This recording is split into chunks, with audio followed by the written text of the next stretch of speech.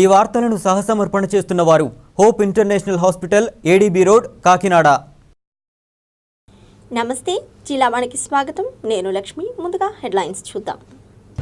కాపులను అన్ని విధాలా ప్రభుత్వం ఆదుకుంటుందన్న హోమ్ మినిస్టర్.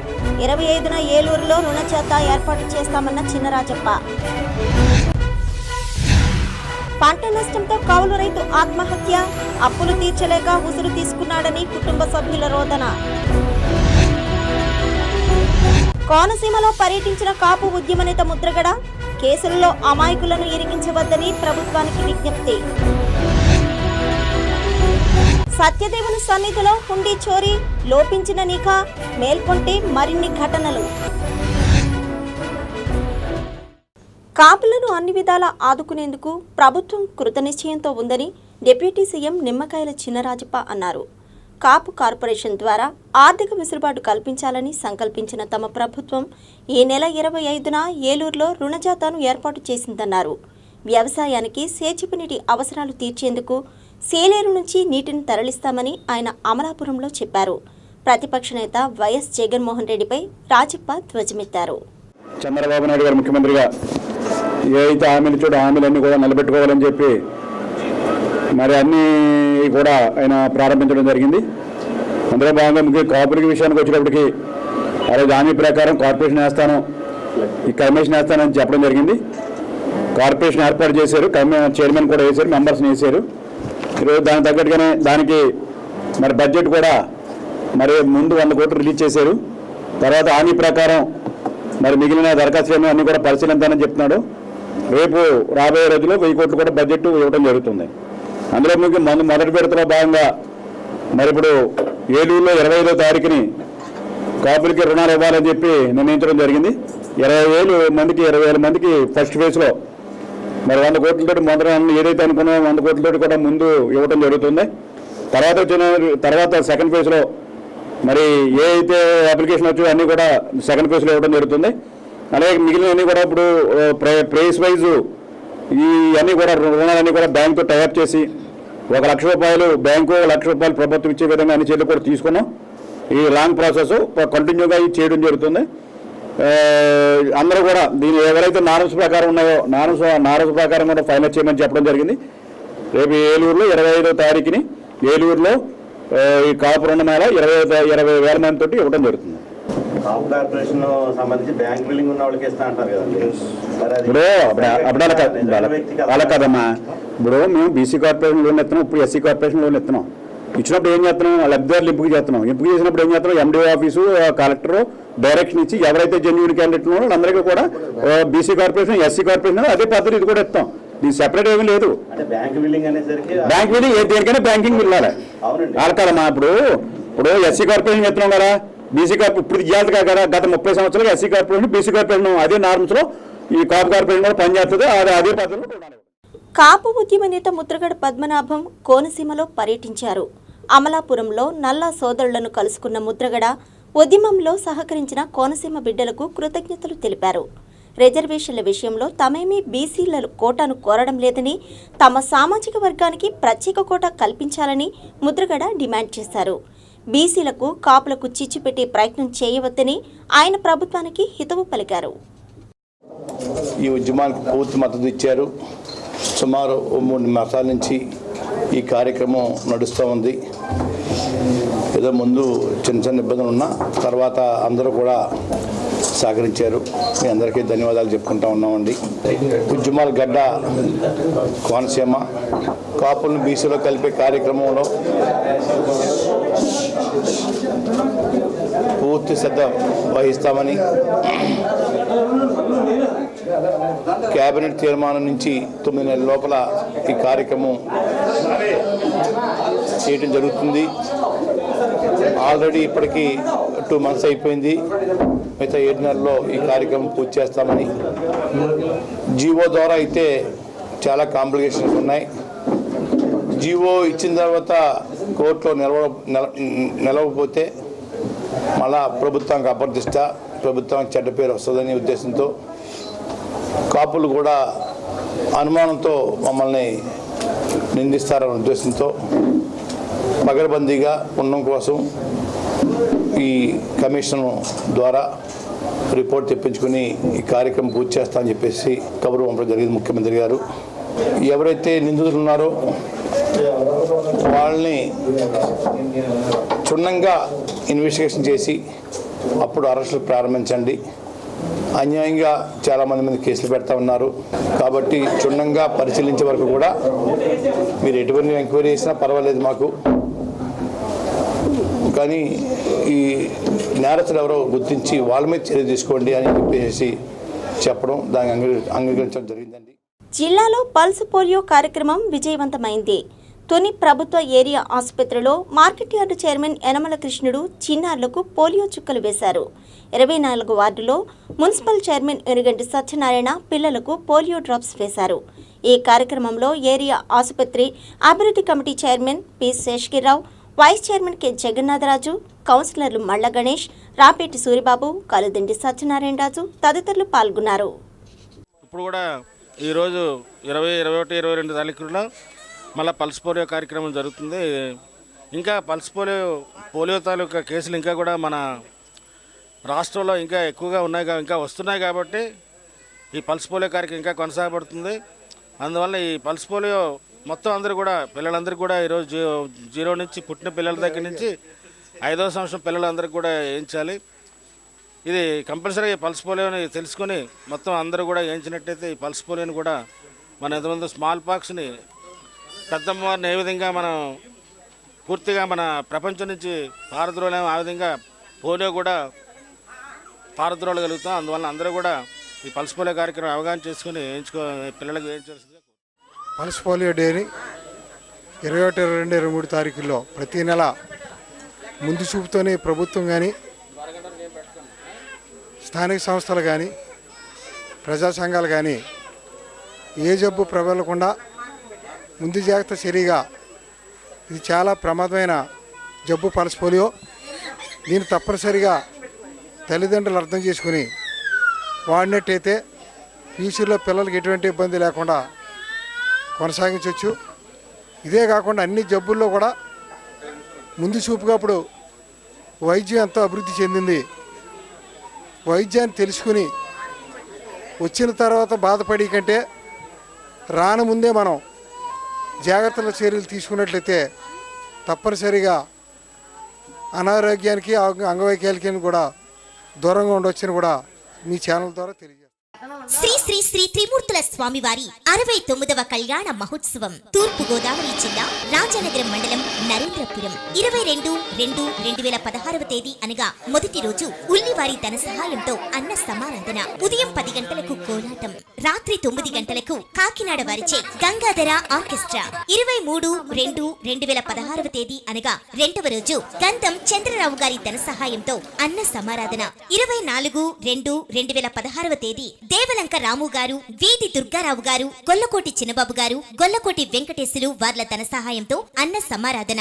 ఉదయం 10 గంటలకు కోలాటం. 25/2/2016 తేదీన ప్రగడ త్రిమూర్తులు గారి అల్లుడు ఆచంట సురేష్ యాండ్ర వాస్తవ్యులు వారి ధన సహాయంతో అన్న సమారాధన. రాత్రి 9 గంటలకు పిడుగు సూర్యనారాయణ సమర్పించు చింతామణి నాటకం. 26/2/2016 తేదీన ప్రగడ వారి ధన సహాయంతో అన్న సమారాధన. రాత్రి 7 గంటలకు నరేంద్రపురం వారిచే శ్రీ వెంకటేశ్వర భజన సమాజం. 5 రోజులు చంటి పిల్లలకు పాలు పోయబడును. 5 రోజులు బాణసంచా కాల్చబడును. 5 రోజులు లైటింగ్ సప్లై, టెంట్ హౌస్ సామాన్లు శ్రీ మారుతి సప్లై, నరేంద్రపురం, ప్రగడ కృష్ణ. జిల్లాలో కౌలు రైతు బలవన్మరణానికి పాల్పడ్డాడు. ఇబ్బడి ముబ్బడిగా పెరిగిన పెట్టుబడులకు తగ్గ గిట్టుబాటు ధర లభించకపోవడం ఒకవైపైతే, కంటికి రెప్పలా కాపాడుకొచ్చిన పంట చేతికందే సమయంలో అనుకున్న దిగుబడి రాకపోవడంతో అన్నదాత అప్పుల పాలయ్యాడు. దీంతో దిక్కుతోచని స్థితిలో అతడు ఆత్మహత్యకు పాల్పడ్డాడు. గొల్లప్రోలు మండలం చిన్నచెక్కంపేటలో ఈ సంఘటన చోటు చేసుకుంది. మొగలి అప్పారావు అనే కౌలు రైతు అప్పులు తీర్చే దారి లేక ఆత్మహత్యకు పాల్పడ్డాడు. 4-5 సంవత్సరాల క్రితం శ్రీకాకుళం తోటలో కొంటుంటే అది 2 సంవత్సరాల ముందు అదే ఉదూరు తుఫాను వచ్చింది కదండి. అప్పుడేమో అక్కడ దెబ్బ అయిపోయారండి. రైతులు డబ్బులు చేసిన తర్వాత వాళ్ళేమో తోటలో ఏళ్ళు తెరబడిపోయండి, ఇంకా ఎండిపోయి చచ్చిపోయండి. ఇక్కడికి వచ్చిన తర్వాత ఈ 2 సంవత్సరాల బట్టి నుంచి పచ్చేను చేయడం వల్ల రేట్లు లేక 4 సంవత్సరాలు ఇక్కడేమో పచ్చేని చేసి అక్కడికి వెళ్ళి అది దెబ్బ అయిపోయి ఇది దెబ్బ అయిపోయి మొత్తం మీద అప్పులు ఇలా ఒక 3.5 లక్షలు అప్పులు ఉన్నాయని సమాచారం సార్. అయితే ఇప్పుడు ఇక్కడేమో పిల్లలు ఆ రోజు ఏమో అప్పులు వచ్చి గొడవ పెట్టడం ఇవన్నీ తట్టుకోలేక రాత్రి తెల్లజామును ఉరి తీసుకున్నాడని సమాచారం. అన్నవరం దేవస్థానం నిత్య అన్నదానం భవనం వద్ద ఇటీవల ఏర్పాటు చేసిన హుండీ చోరీకి గురయ్యింది. దుండగులు హుండీ తాళాలను కోసి నగదును తస్కరించారు. ఈ ఘటన రత్నగిరిపై నిఘాను ఏ మేరకు ఉందో స్పష్టం చేస్తోంది.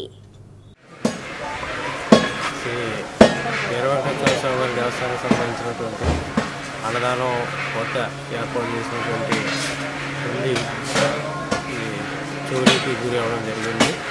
తాళం కప్పల్ని కోసేసి దుండగులు ఎవరో డిబ్బీలో ఉన్నటువంటి సొమ్మును అపహరించినట్టుగా జరిగింది.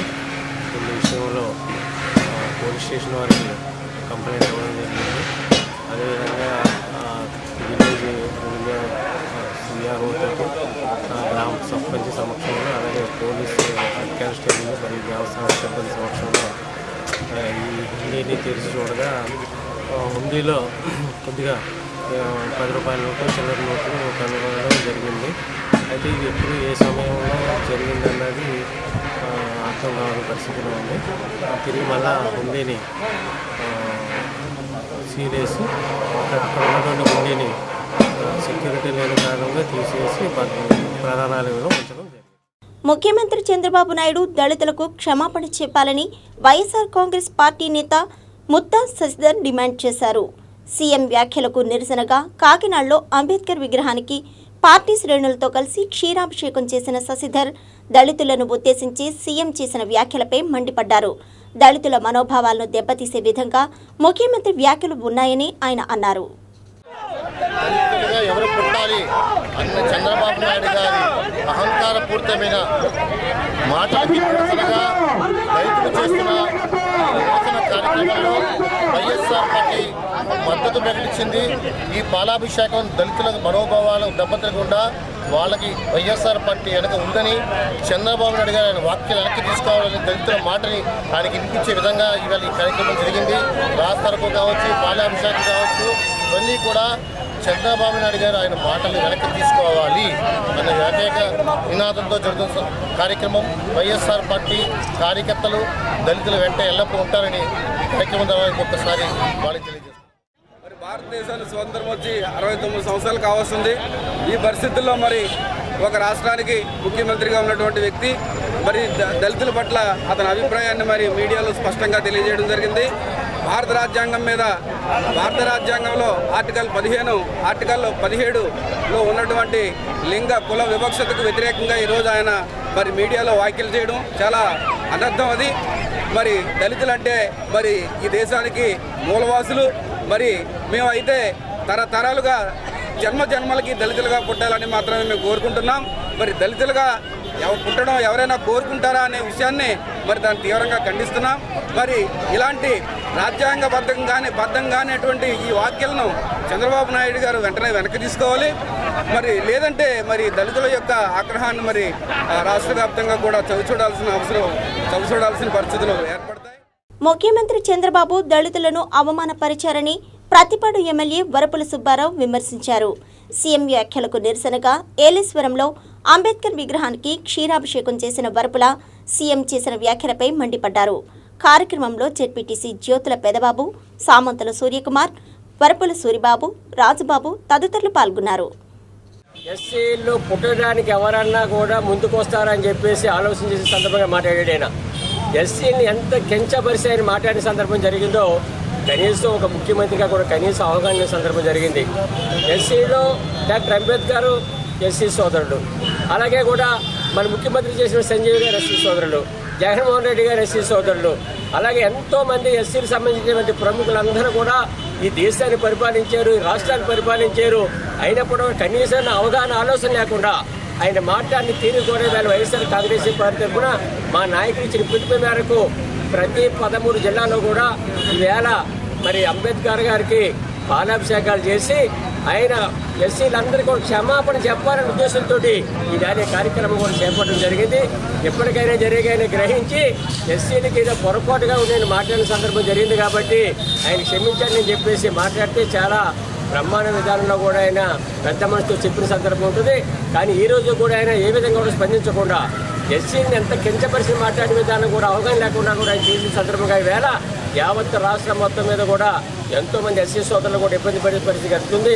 ఎంతోమంది నిరసన చెప్పారు. ఎంతోమంది అన్ని విధాలా కూడా ముఖ్యమంత్రి గారు మాట్లాడిన మాటల విధానం కూడా మరి ఏ విధంగా ఆయన మాట్లాడాడో ఏ విధంగా మా మనోభావాన్ని దెబ్బ కొట్టాడని చెప్పేసి చాలా మంది ఎస్సీ సోదరులు కూడా వాళ్ళు ఆవేదన చేసే సందర్భం. జిల్లా వన్లో ఇప్పుడు ఒక చిన్న small break. Hope International hospital కాకినాడలో మొట్టమొదటిసారిగా అధునాతనమైన పరికరమలతో నూతనంగా ప్రారంభించబడిన ఏకైక హాస్పిటల్ హోప్ ఇంటర్నేషనల్ హాస్పిటల్. మా వద్ద అధునాతనమైన cath lab, CT scan, linear accelerator, MRI scan, ఆంధ్రాలోనే మొట్టమొదటిసారిగా ప్రారంభించిన 4D పెట్ సిటీ స్కాన్ మా వద్ద కలవు. ఎన్నో అడ్వాన్స్డ్ పరికరమలతో అనుభవజ్ఞులైన వైద్యులతో చికిత్స చేయబడును. అపాయింట్మెంట్ కొరకు సంప్రదించవలసిన చిరునామా Hope International Hospital, ADB road, Kakinada. Phone 08842370777. Shri Shri Shri త్రిమూర్తుల స్వామివారి 69వ కళ్యాణ మహోత్సవం తూర్పు గోదావరి జిల్లా రాజానగరం మండలం నరేంద్రపురం 22/2/2016 తేదీ అనగా మొదటి రోజు ఉల్లివారి ధన సహాయంతో అన్న సమారాధన. ఉదయం 10 గంటలకు కోలాటం, రాత్రి 9 గంటలకు కాకినాడ వారిచే గంగాధర ఆర్కెస్ట్రా. 23/2/2016 తేదీ అనగా రెండవ రోజు గంధం చంద్రరావు గారి ధన సహాయంతో అన్న సమారాధన. 24/2/2016 తేదీ దేవలంక రాము గారు, వీధి దుర్గారావు గారు, గొల్లకోటి చిన్నబాబు గారు, గొల్లకోటి వెంకటేశులు వార్ల ధన సహాయంతో అన్న సమారాధన. ఉదయం 10 గంటలకు కోలాటం. 25/2/2016 తేదీన ప్రగడ త్రిమూర్తులు గారి అల్లుడు ఆచంట సురేష్ యాండ్ర వాస్తవ్యులు వారి ధన సహాయంతో అన్న సమారాధన. రాత్రి 9 గంటలకు పిడుగు సూర్యనారాయణ సమర్పించు చింతామణి నాటకం. 26/2/2016 తేదీన ప్రగడ వారి ధన సహాయంతో అన్న సమారాధన. రాత్రి 7 గంటలకు నరేంద్రపురం వారిచే శ్రీ వెంకటేశ్వర భజన సమాజం. 5 రోజులు చంటి పిల్లలకు పాలు పోయబడును. 5 రోజులు బాణాసంచా కాల్చబడును. 5 రోజులు లైటింగ్ సప్లై, టెంట్ హౌస్ సామాన్లు Sri Maruthi supply, Narendrapuram, Pragada Krishna. Welcome back. కాకినాడలో బుక్ ఫెస్టివల్ మార్చి 1 నుంచి 10వ తేదీ వరకు నిర్వహిస్తామని విజయవాడ బుక్ ఫెస్టివల్ నిర్వాహకులు చెప్పారు. ఈ ఫెస్టివల్కు ప్రముఖ సాహితీవేత్తలు సోమసుందరం, యార్లగడ్డ లక్ష్మీప్రసాద్ హాజరవుతారన్నారు. కవుల రచనలపై సమీక్ష ఉంటుందన్నారు. ఆ లిటరేచర్ చదివితేనే ఊహలు పెరుగుతాయి, ఊహలు పెరిగితేనే ఆవిష్కరణ జరుగుతాయి, వాడు సంపూర్ణమైన మనిషి అవుతాడు అన్నది మామూలుగా అందరూ అంగీకరించే సైంటిఫిక్ విషయం అన్నమాట. అందుకని మన స్కూల్స్, కాలేజీల్లో, ఇంట్లో సాహిత్యం లేకుండా, పుస్తకాలు లేకుండా పెంచడం అంటే వాడిని ఒక యంత్రంలాగా పెంచడం తప్ప వాడి జీవితం గురించి తెలియదు, వాడి జీతం గురించి, శాలరీ గురించే తెలుసు. రెండో విషయం మేము అడిగేది ఏంటంటే దీనికోసం గవర్నమెంట్ లైబ్రరీస్ బోర్డు అని ఉన్నాయి. మన ప్రభుత్వాలు ఇందాక మా వెంకటారాయణ గారు చెప్పారు. ఏకాగ్రతతో పరీక్షలు రాసి ఉన్నత ర్యాంకులు సాధించాలని ముమ్మడివరం నగర పంచాయతీ చైర్మన్ చెల్లి శాంతి అశోక్ ఆకాంక్షను వ్యక్తం చేశారు. పరీక్షలకు రెడీ అవుతున్న విద్యార్థులకు అవగాహన కల్పించేందుకు విద్యాశాఖ పూర్తి కార్యక్రమాన్ని నిర్వహించింది. కార్యక్రమానికి హాజరైన వక్తలు విద్యార్థులకు దిశానిర్దేశం చేశారు. కార్యక్రమంలో ఎంఈఓ రమణశ్రీ, హెచ్ఎం నక్క వెంకటేశ్వరరావు తదితరులు పాల్గొన్నారు. ఈరోజు ఈ స్ఫూర్తి కార్యక్రమం అనేటువంటిది జిల్లా విద్యాశాఖ మరియు కలెక్టర్ గారి నేతృత్వంలో డిజైన్ చేసిన ప్రోగ్రాం. దీన్ని పిల్లలకి మరి వాళ్ళ యొక్క పరీక్షలోకి ఉన్ముఖీకరణ చేసేటువంటి దాంట్లో భాగంగా వారిని పరీక్షలకు సంసిద్ధం చేస్తూ అన్ని సబ్జెక్టుల్లోనూ వారి నైపుణ్యం పెంచుకునేలా, వారు మానసిక ఒత్తిడిని తట్టుకునేలా, వారు మంచి మార్కులు సాధించి మంచి గ్రేడ్ పాయింట్లు సాధించే దిశగా మరి ఈ యొక్క స్ఫూర్తి కార్యక్రమం అనేటువంటి జిల్లా విద్యాశాఖ డిజైన్ చేసిందండి. దీన్ని విజయవంతం చేసేదానికి 15వ తారీఖు నుంచి ఈ రోజు వరకు మరి జిల్లా వ్యాప్తంగా ప్రతి మండలంలోనూ ఈ యొక్క కార్యక్రమాన్ని నిర్వహించడం జరుగుతుంది. అందులో భాగంగా ఈరోజు మనం ఈ కార్యక్రమాన్ని 3వ ఉన్నత పాఠశాలలో నిర్వహించాం. దీనికి సంబంధించి పిల్లలకి మరి సైకాలజీలో వారు ఏ రకమైనటువంటి ఒత్తిడిని ఎదుర్కొంటారు, వాళ్ళు దాన్ని అధిగమించడం ఎలా అనేటువంటి విషయాన్ని డిఎస్ మూర్తి గారు మరి అలాగే ప్రసిద్ధ కాలేజీ లెక్చరర్ గారు వారు దాని గురించి వివరించడం జరిగింది. అలాగే ప్రతి పాఠశాల హెచ్ఎంస్ ఈ మండలంలో ఉన్నటువంటి వాళ్ళు ఆయా సబ్జెక్టులకు సంబంధించి Telugu, Hindi, English, maths, PS, MS, SS ఈ సబ్జెక్టుల్లో వాళ్ళు మంచి పాయింట్లు సాధించి మరి ఎలాగ మార్కులు స్కోర్ చేయాలనేటువంటి దాని మీద వారందరూ కూడా వారి నైపుణ్యంగా చెప్పడం జరిగింది. కాకినాడలో సదరన్ ట్రావెల్స్ నిర్వహించిన ఎక్స్పోకు మంచి స్పందన లభించింది. దేశంలోని అనేక ప్రాంతాలతో పాటు సింగపూర్, మలేషియా, శ్రీలంక వంటి దేశాలకు అన్ని సౌకర్యాలతో తక్కువ ప్యాకేజీకి మంచి ఆఫర్లను సదరన్ ట్రావెల్స్ ప్రతినిధులు తెలియజేశారు. ఎన్ఆర్ఐ విద్యా సంస్థ వచ్చే విద్యా సంవత్సరంలో మెరిట్ విద్యార్థులకు ఆఫర్స్ గుప్పించింది. ప్రతిభ ఉన్న విద్యార్థులకు ఫీజులు మోత లేకుండా విద్యాబోధన చేసేందుకు ముందుకు వచ్చిన ఎన్ఆర్ఐ తునిలో టాలెంట్ టెస్ట్ నిర్వహించింది. 10వ తరగతి విద్యార్థులకు ఇంటర్లో ప్రవేశాలకు ఈ పరీక్ష నిర్వహించారు. తుని, పాయకరావుపేట పరిసర గ్రామాల నుంచి అధిక సంఖ్యలో హాజరైన విద్యార్థులు ఎన్ఆర్ఐ రాయితీలపై ఆనందాన్ని వ్యక్తం చేశారు. ఏం చెప్పడానికి వచ్చారంటే ఎన్ఆర్ఐ అనేది ఒక సంస్థ ఉందని వైజాగ్లో దాదాపుగా 10 బ్రాంచ్లు ఉన్నాయని మీరు ఎవరికి తెలియదు. కాలేజీ అనగానే 2 కాలేజీలు గుర్తొస్తాయండి. ఆ 2 కాలేజీల కన్నా మెరుగైన విద్య ఆల్రెడీ ఈ టెస్ట్ ఎన్ఆర్ఐ కాలేజీ తరపున నిర్వహిస్తున్నాం. మెరుగైన పేద విద్యార్థులకి అలాగే ప్రతిభ గల విద్యార్థులకి ఉచితంగా విద్యని అలాగే ఫీజు కన్సెషన్ ద్వారా మెరుగైన విద్యను అందించాలని చెప్పేసి ఎగ్జామ్ చేయడం జరిగింది. ఎగ్జామ్ కండక్ట్ చేయడం జరిగింది.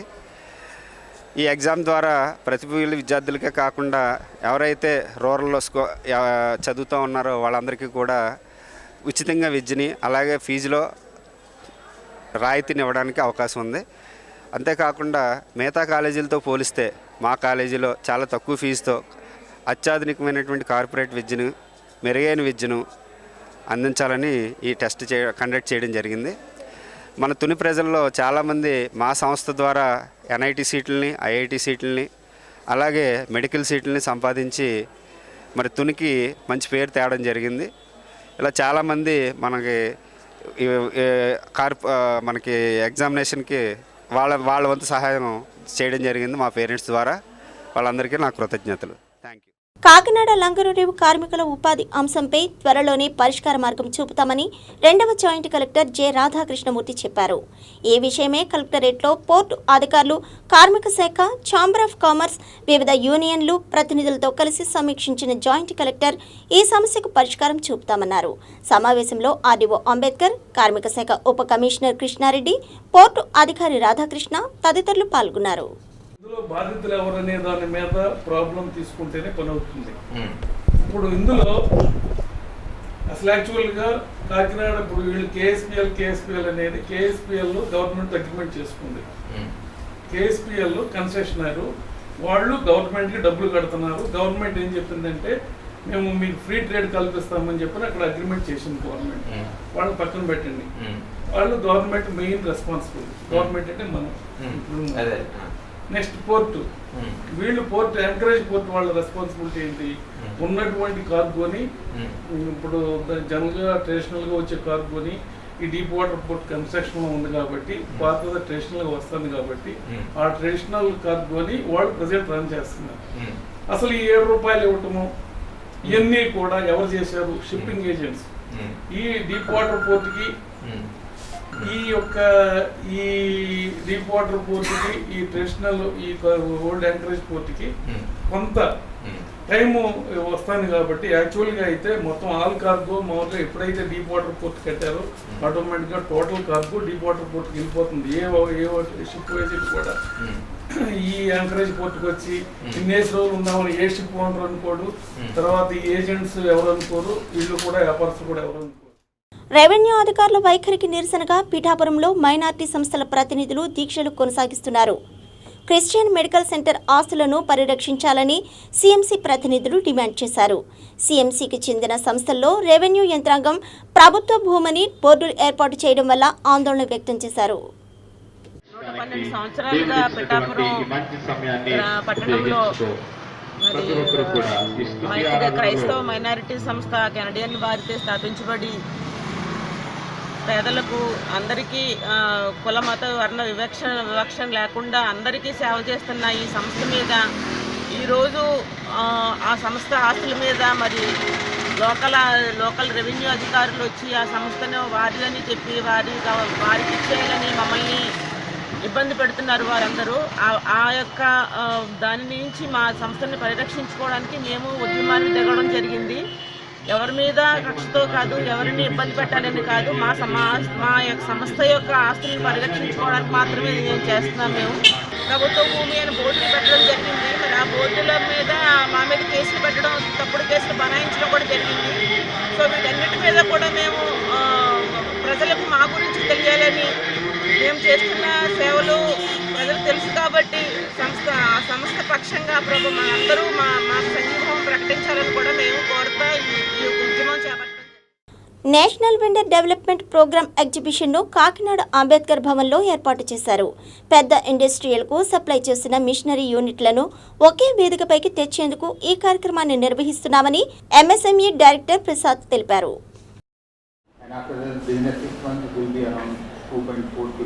2.4 lakh kilometer of billion kilometer of gas, and we might add that our projects are going on. One S1 register project, which is we have distributed of 15 lakh kilometer of gas per day from December 2017, and as far as Rajahmundry is concerned, Rajahmundry has recently started producing 2 million kilometer of gas per day, and around 1,000 kilometer of oil they are producing. And as far as Kakinada is concerned, we are producing, whatever we are producing is from only 4 wells. There 2 wells are producing gas and 2 wells are producing oil. And by March we will be adding 1 more well, and that will be giving gas only.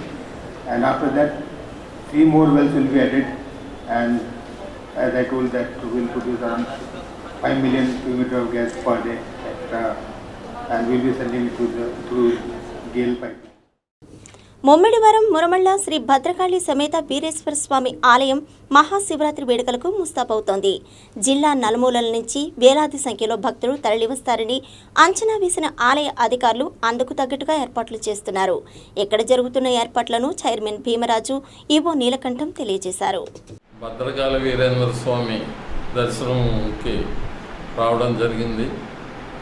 ఈ దేవాలయం చాలా ప్రసిద్ధమైన దేవాలయం. ఇది సుమారు 500 సంవత్సరాల క్రితం దేవతలో నిర్మాణం చేయడం జరిగింది. ఈ దేవుని దగ్గర కళ్యాణం చేయించుకున్న వారికి వివాహాలు తప్పకుండా జరుగుతుందనే నమ్మకంతో ఎక్కడ ఆంధ్ర రాష్ట్రం నుంచే కాదు, ఇతర రాష్ట్రాల నుంచి కూడా ఈ దేవాలయాన్ని దర్శనం చేయించుకుని కళ్యాణాలు చేయించుకుని వివాహాలు చేసుకోవడం చాలామంది జరగడం జరిగింది. 99% ఎప్పుడూ ఈ నిత్యం ఇక్కడ కళ్యాణాలు జరగడం జరుగుతుంది. దేవతలు ఇక్కడ మరి నిత్యం దేవతల రూపాన్న ఈ కళ్యాణాలు చేయడం జరుగుతుంది. శ్రీశైలం తర్వాత నిత్య కళ్యాణం జరిగే దేవాలయం ఈ మురమల్ల దేవస్థానం. ముఖ్యంగా ఇక్కడ ఎందుకు ప్రసిద్ధి చెందింది అంటే, పెళ్ళి కాని అమ్మాయిలకు కానీ అబ్బాయిలకు కానీ వివాహాలు కాకపోయినట్లయితే స్వామివారికి వచ్చి వాళ్ళ యొక్క నక్షత్రం చెప్పినట్టయితే ఇక్కడ మా పురోహితులు తేదీ నిర్ణయిస్తారు. ఆ తేదీని వచ్చి కళ్యాణం చేయించుకున్నట్లయితే వాళ్ళకి అతి త్వరలోనే వివాహం జరుగుతుందనేది ఇక్కడ భక్తుల యొక్క ప్రగాఢ నమ్మకం. ఇక మార్చి 7 నుంచి 11వ తారీఖు వరకు జరిగే 5 రోజుల మహాశివరాత్రి ఉత్సవాలకి అన్ని ఏర్పాట్లు ప్రారంభమయ్యాయి. ఈ వార్తలను సహసమర్పణ చేస్తున్న వారు hope International Hospital, ADB road, Kakinada. News ముగించే ముందు హెడ్లైన్స్ మరోసారి. కాపులను అన్ని విధాలా ప్రభుత్వం ఆదుకుంటుందన్న హోమ్ మినిస్టర్. 25న ఏలూరులో రుణ చేత ఏర్పాటు చేస్తామన్న చినరాజప్ప. పంట నష్టంతో కౌలు రైతు ఆత్మహత్య, అప్పులు తీర్చలేక ఉసురు తీసుకున్నాడని కుటుంబ సభ్యుల రోదన. కోనసీమలో పర్యటించిన కాపు ఉద్యమ నేత ముద్రగడ, కేసులలో అమాయకులను ఇరికించవద్దని ప్రభుత్వానికి విజ్ఞప్తి. సత్యదేవుని సన్నిధిలో హుండీ చోరీ, లోపించిన నిఘా, మేల్కొంటే మరిన్ని ఘటనలు. న్యూస్ ఇంతటితో సమాప్తం. మరిన్ని తాజా వార్తల సమాహారంతో తదుపరి బులెటిన్లో మళ్ళీ కలుద్దాం. అంతవరకు సెలవు. నమస్కారం.